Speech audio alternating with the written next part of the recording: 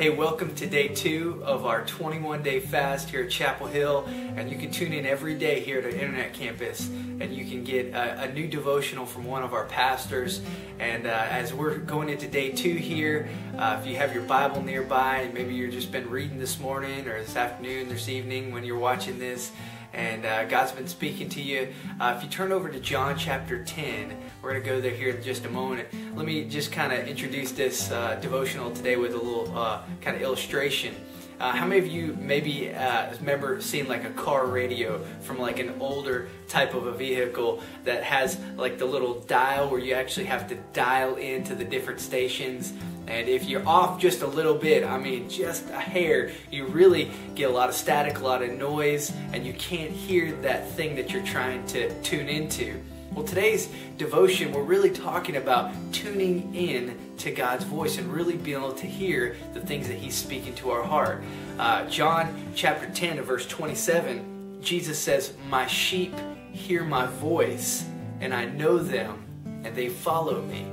And one of the most important things that we can do as Christians is tune into the voice of God and hear God's voice clearly.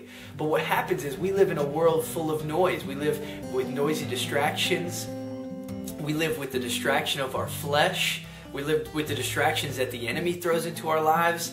In his book, Is That Really You, God?, Loren Cunningham uses 3 different voices that distract us from hearing God's voice. The first voice is the voice of the enemy, how the enemy comes in and tries to distract us. Also the voice of our flesh, or the voice of ourselves.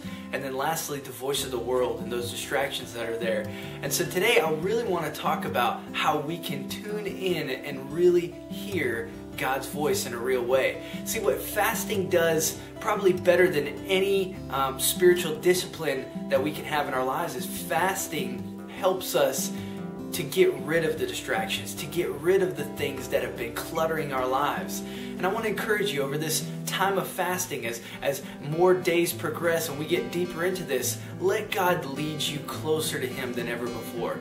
You know, cut out some of those things that have really been taking you away from God, maybe some time-consuming hobbies or watching television or some other things, and just really press in close to God. I believe that He really wants to hear us pray to Him, and that He wants us to hear His voice. I pray that you're blessed today and that God is doing more than ever before. God bless.